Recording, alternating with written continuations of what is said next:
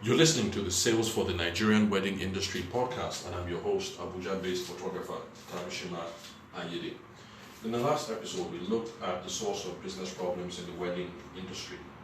The argument that I made was that if you're having problems in your wedding business, it's not a matter of your personality, it's not because of the economy or because of what the government is doing.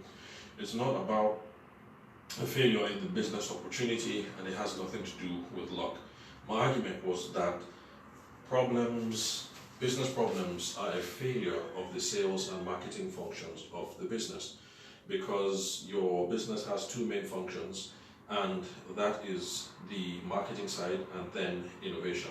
Innovation is concerned with products, solutions, technique, those sorts of things. Now, my argument was that a lot of people in the wedding industry, or most of the people that I've run into in Abuja and while I was based in Lagos, actually have the innovation end really tied down really well. So the problem is not that you're a bad photographer, or that you're a bad wedding planner, or that you're a crappy cake baker. The problem is most likely that no one knows who you are, no one knows what you do, and you have a problem with communicating value. And I think that that is the source of business problems. So for more details on that, you can look into the last episode, and of course these are the sorts of things that we're going to be discussing in the future. Now today, if you remember in the earlier episodes, for those of you who have been faithful listeners, I mentioned that I had been doing some courses with some wedding planners.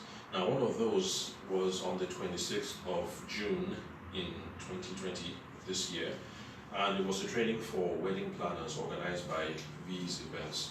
They're a young outfit in Abuja, maybe about 3 years old, already doing some stellar work and putting together some innovative ideas of wedding planning, especially when it comes to the entertainment aspect of planning the weddings. And they also did some really innovative things around Zoom weddings, Zoom events, and things like that during this COVID period, especially when we were in the heat of the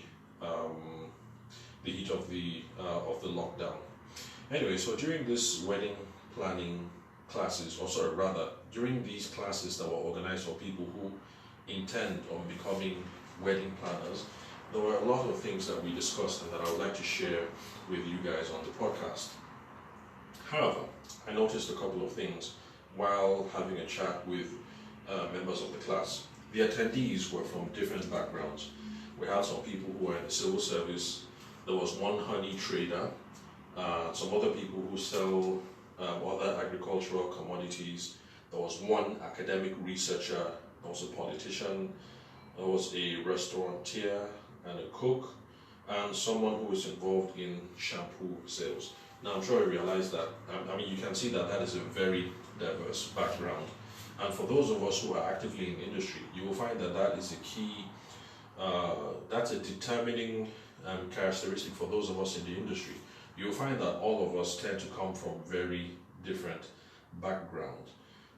That's those of us who are already wedding professionals in the business. For instance, my academic background is in the law. I have a good friend of mine, Manny, of Sculptors Events, whose professional background, so his academic background was in real estate and property management.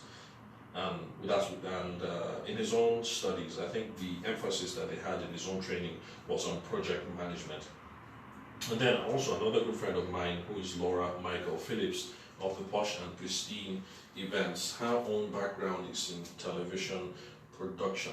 So the reason why I singled us out was just for no particular reason other than to show how diverse professional and academic backgrounds can be. So in this case, you have three friends involved in the wedding industry, one photographer, two planners.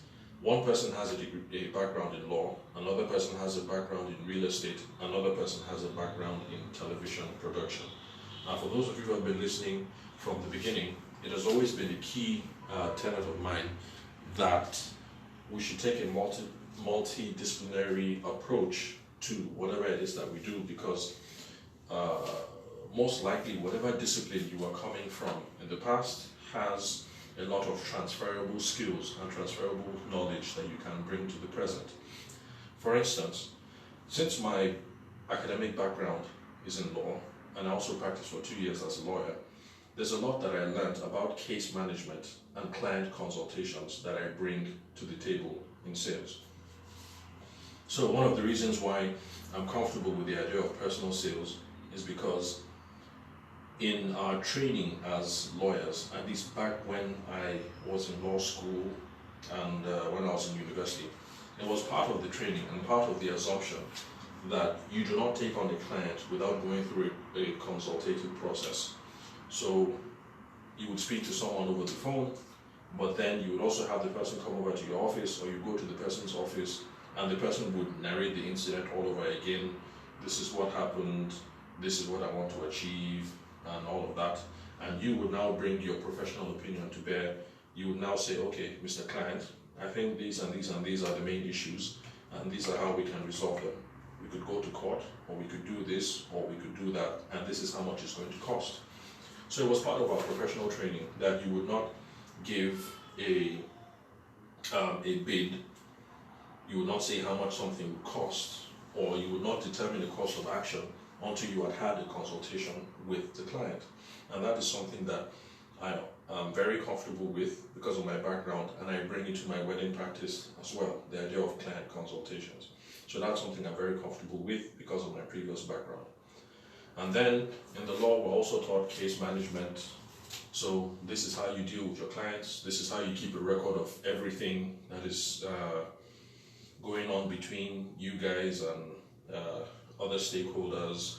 This is how you follow up. This is how you reschedule, things like that.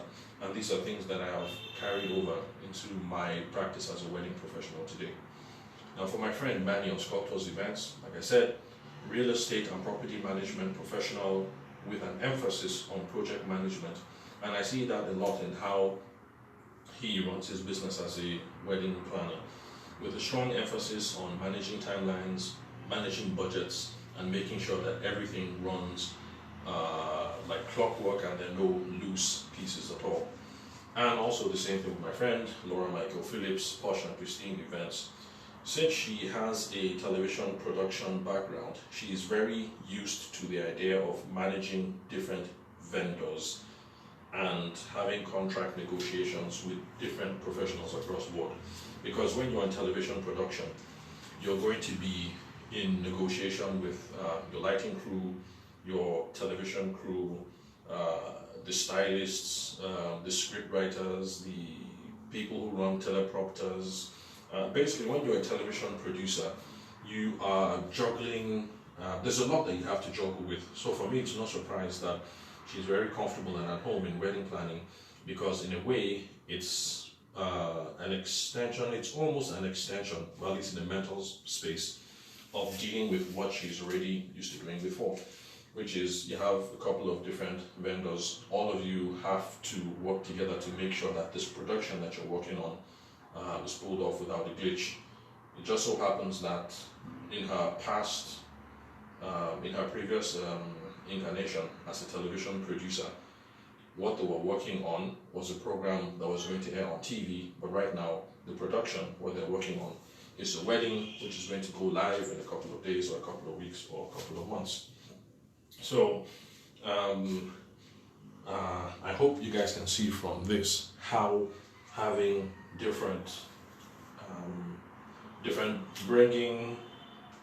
having a different background, having a different academic or professional background can come in handy in your wedding practice. So, for instance, okay, back to what I said about the people who are part of the training on the 26th. We had people from different backgrounds, and we were able to tease out a couple of things. So for the civil servant, we're able to tease out that the idea of personal responsibility is really key in running a wedding business. But that's because how would I explain it? Okay, I'm trying to be tactful, but let me just come out and say it. Now, there are a lot of people in the civil service who don't take responsibility for what it is that they do. They want to let the ball drop, they want to let other members of the team do the work, and they want to coast along, because after all, at the end of the day, they're going to get paid any which way. So this particular civil servant, who was a member of this training and who detests that kind of behavior, were able to tease out that the sense of personal responsibility is something that would come in handy in his wedding practice. The honey trader, she sells honey.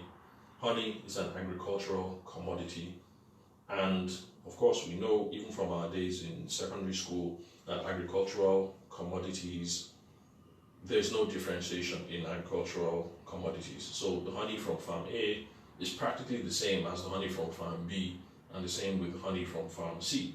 So if you're involved in honey trading, it means that you are keenly aware of this, and you always try to find out every day how to differentiate your honey, your commodity, from the suppliers or the proprietors of farm A, farm B, and farm C. So that is a gospel that we're not going to have to preach to the honey trader too hard, because they already understand that it's something that you have to pay attention to. How do you differentiate yourself to make sure that you're not a commodity? And so for the politician, there was the idea of, well, politicians have to be consensus builders, and that's also something that comes in handy if you're going to be a wedding planner. You have to understand the vision, you have to sell the vision, and you have to get everybody on board. Although my personal favorite for the day was the lady who was involved in shampoo sales. The person who is involved in shampoo sales already goes out every day talking specifically to this person, this lady, this client, another person, trying to sell shampoo.